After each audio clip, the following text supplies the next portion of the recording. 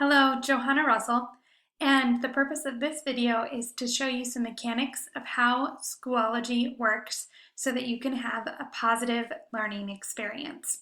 So let me go ahead and get myself out of the way so that we can get started. Okay, if you have not already done so, I recommend going ahead and adding a picture.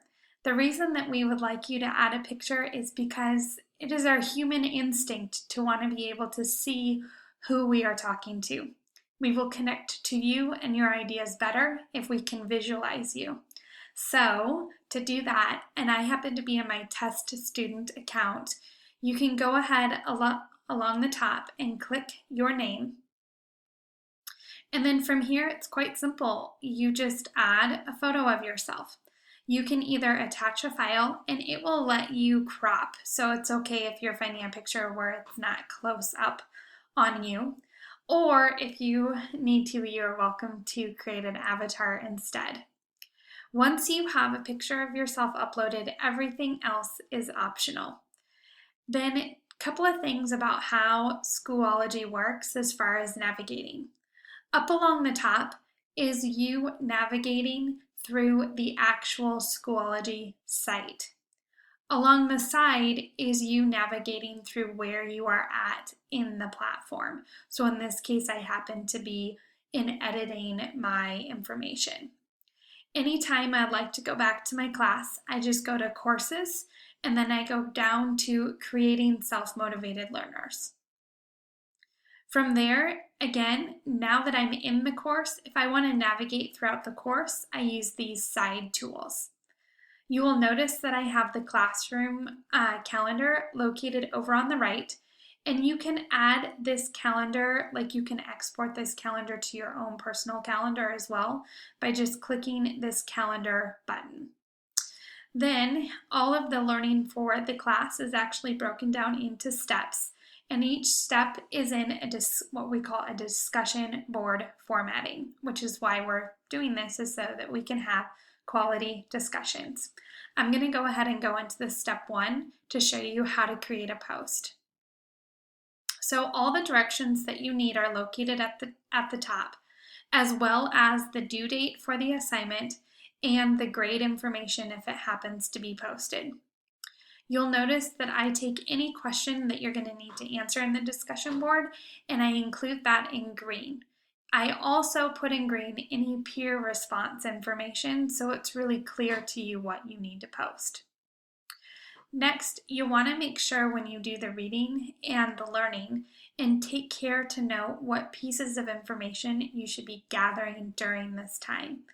Don't go right to the post and skip the learning, because unfortunately that would reflect in the score that you earn if the learning knowledge wasn't shown within the post itself. When you are ready to post, you scroll down. Oh, and there also happens to be the rubric. Do not use this posted date because that just tells you when I have last updated this information. So here's where you create your initial post. And I recommend actually not writing this in the Schoology platform itself. The reason is because there's only a post button, there's not a save button. So if something happens in the internet, you would lose everything that you typed. So it's better to use another platform to actually type your learning. So we're going to pretend that I've already done that. I'm going to hit pause because unfortunately I realized I just signed out. So it's not going to let me copy and paste like I wanted. Hold on just a minute. All right, so I was able to sign back in. So once you make your post, you go ahead and select everything that you are wanting to share. And then you hit Control-C or Command-C, depending on what type of computer you're using, on your keyboard. Once you've done that, you go back to step one and you hit Command V as in Victor. So Command C as in cat, Command V as in Victor, or Control V as in Victor. Once you have done that though, it can look odd on Schoology when you post if you don't remove the formatting. So I recommend selecting everything and then just go to this Remove Formatting button. It will still maintain your links, but it will make sure that all of the spacing and everything is correct. It sometimes likes to add extra lines in there.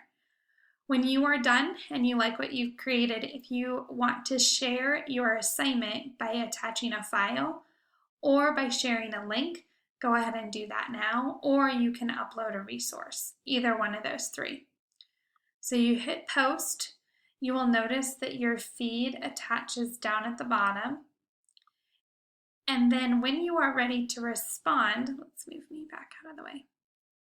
When you are ready to respond to a peer, what you are going to do is you're not going to use this top box. Instead, you're going to find the end of their posting, not anyone else's replies to them, because keep in mind that would follow directly under their post. You're going to find the end of their posting and you're going to hit the reply button. You can go ahead and type in their name to start with so they know it's theirs in case for some reason you ended up posting it incorrectly, which is fine, it happens. And then you can go back up to the top where you will notice that again, I tell you in green what I want you to post in the replies. So in this case, it happens to be the tell, ask, and give. And so I recommend just going ahead and typing tell and then typing in whatever your response is, and then your ask and whatever your response is, and then your give and whatever your response is. Now keep in mind, I happen to have something called Grammarly going, which is great if you don't have that. And Grammarly will do editing for grammar and spelling.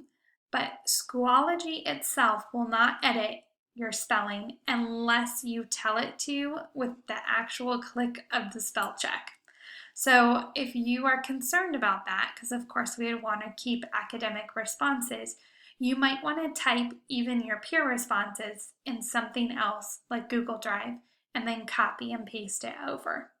Because again, if something funky happens with the internet, you would lose your reply. Once you are done, you just hit post. And then for everyone else, you will notice that it indented and it changed the color. You can even respond to replies. So that will continue to indent. If you are wanting to talk to this person, you would just hit reply, which I happen to not have as an option because of course I was the one that posted it. As a student, if you realize you screwed up one of your postings, you have two options. One is to edit your posting, and then the other is to delete your posting. With that, I hope that you feel prepared and ready to dive in to posting and responding to peers using Schoology. I'm enjoying our learning together, and I'm excited for us to do more.